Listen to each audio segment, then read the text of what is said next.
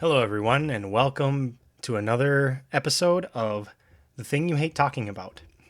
Today's episode is going to be another ideology, and as you can tell by the title and what's on the screen, it is the ideology that built America. Now, some of you are probably wondering, well, most of you are probably wondering, what is that? And what I'm about to show you might make some of you upset, but I promise we will all get through this together. So, without further ado, the ideology that built America is liberalism. I can hear people who are conservatives typing in the chat right now, or typing in the comments right now, but I promise, everybody back away from your keyboards. We will get to the bottom of this all, okay?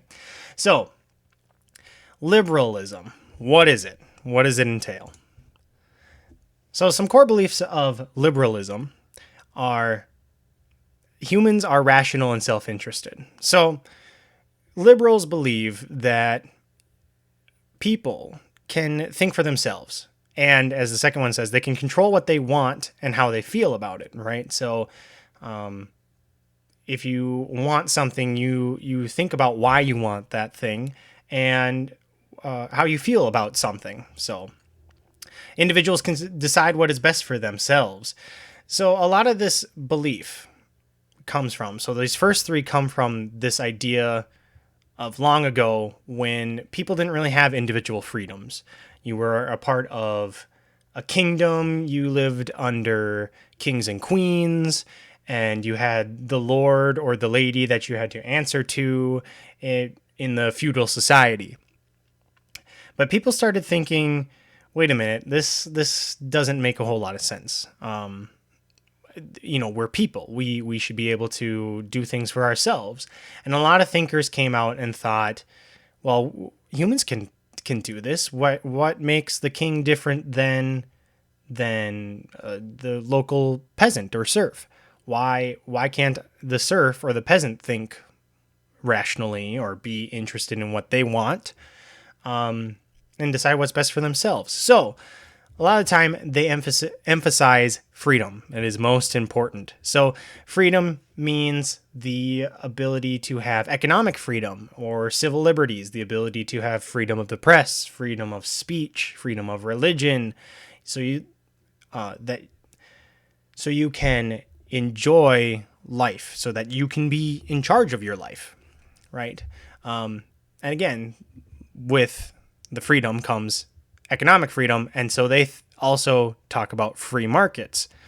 Now I can hear a lot of people going again, I'm about to type. Like I said, take it easy. We're going to get there.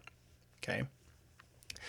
Now, also legal equality, again, because at the time, serfs and peasants didn't have the same legal equality as lords and ladies. But also legal systems back then were very different. And so to ensure that humans can go for things or pursue is the word I'm looking for. Humans can pursue what they feel is best for themselves and what they want. They'll come into arguments with each other, right? So many early liberal thinkers came up with the social contract, which is this idea that we as humans, as individuals, will sign a contract, so to say, with a government to give them the ability to dispute or to handle labor or property disputes, or to just make sure that everything is running orderly and in good fashion. So there are a couple types of liberalism, and a lot of these liberal ideas follow the same suit, or they all have very similar things. So classical liberalism is the bare bones liberalism of civil liberties are being protected and people have economic freedoms, and just that very classical mindset. Neoliberals are very much like classical liberals, except neoliberal, which is probably the term that you hear a lot now because that is the liberalism that we're currently experiencing. A lot of neoliberals, or neoliberalism itself, has a huge emphasis on economics, right? So they believe in laissez-faire capitalism. They believe in, the freer the market, the freer the people, in a way. Now, social liberalism is a little bit different than these two. Social liberalism believes that you should have civil liberties, economic freedoms as well, but sometimes people lag behind. So the government, as part of the social contract, should step in to help and to help people get on their feet and get moving. And that is the case a lot with like the New Deal era, like FDR and some other American liberals. The Democratic Party of a few years ago was more social liberal. Now, today, they're a bit more neoliberal. They got a mix of both. Anarcho-capitalism is like neoliberalism and classical liberalism, but anarcho-capitalism takes things a step further than these two. So both of these believe that the government shouldn't be overbearing. A lot of these believe that the government shouldn't be overbearing, although social liberals would say that the government can be used for good. Anarcho-capitalists take the idea of the government not being overbearing one step further than these two. So here they believe that the courts are part of the government and other things are part of the government, but anarcho-capitalists believe that the government should be as small as possible. It should be very, very small. So whether that be welfare systems, be a part of a private company instead of the government, or in some cases, judiciaries be a part of a private company, depending on what they are for. So they take the meaning of small government as possible to an extreme. Now we've got some liberal thinkers and politicians. Some of these people you may recognize and you may know. Others you may have no idea, but I will explain a little bit about everyone. So I'm going to start off with the people that you probably know.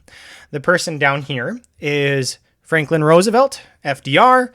He was the president of the United States from the early 1930s to 1945. When he died, he is the longest serving U.S. president, and he is considered by many to be a social liberal. And you can see that in his New Deal policies and the way he helped get the U.S. out of the Great Depression and a lot of his domestic policies. Over here, we have Barack Obama. He is the 44th president of the United States. He is also a liberal. What type of liberal he is, that is up to debate for many people to ask.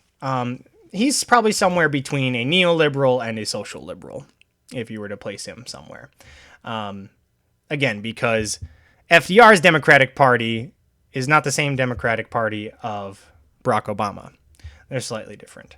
Now, a lot of these people up top here are people who laid the foundation for the thought. They are the thinkers behind where we get liberal ideas. So starting off with this person over here, this is Thomas Hobbes. And Thomas Hobbes and John Locke, they kind of go hand in hand. They both came up with the social contract theory. However, Thomas Hobbes believed that people signed the social contract with a sovereign to save everybody from an anarchic and chaotic state of nature. Whereas John Locke believed that people sign a social contract to better themselves. People are not chaotic, but they need a government to help settle disputes and stuff like that.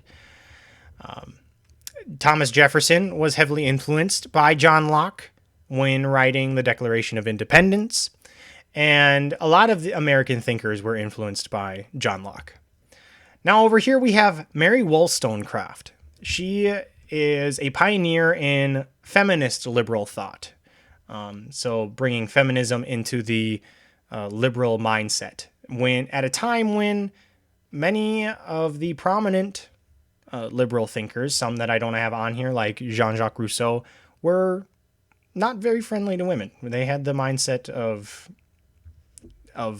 back then, the patriarchal mindset.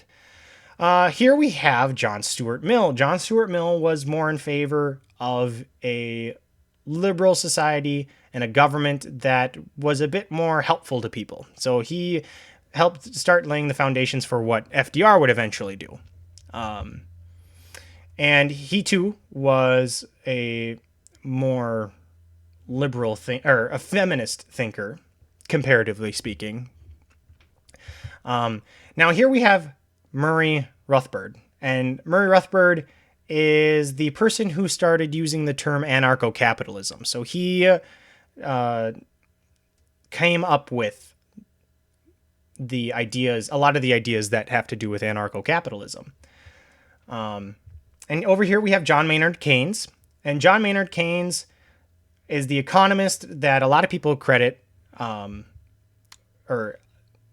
the economist that heavily influenced FDR with Keynesian economics, where the government should intervene in order to help people so that they can make those decisions, that they can be on their feet and get moving. So yeah, and this is not obviously an exhaustive list. There are a ton of other liberal thinkers. Like I said, America was built on liberalism, so many of our founding fathers would be considered liberals, and many of our political parties are liberal in nature. Even the Republican Party, until recently, I would argue, the majority of the party was pushing for things that were more akin to neoliberal thought. In the United States, neoliberalism usually is seen is to have started with Ronald Reagan. Ronald Reagan was the first person in the United States to really push neoliberal ideas into the mainstream. So yeah, there are some liberal thinkers. There are obviously more, and you can look those up as well. There are lists everywhere. Now here I just have some works from liberals. So Thomas Hobbes, Leviathan. It's really old, but this is where he talks about the sovereign and the social contract to stay away from the chaotic state of nature. John Locke and the two treatises of government, and this is where he talks about what government should be and what it should do, and the social contract theory. John Stuart Mill on liberty, so he talks about when people have liberty, or what makes people, or where liberty is, or what liberty is. And Murray Rothbard, sorry if I pronounce it wrong, conceived in liberty. And here he talks more about his anarcho-capitalist ideas. So I hope that kind of helps you get a start of what liberalism is, and you can study more about it as well. And I hope that you are all enjoying these videos and that these are helpful. And with that, I want to say solidarity to everyone, and I hope everybody is staying happy and healthy.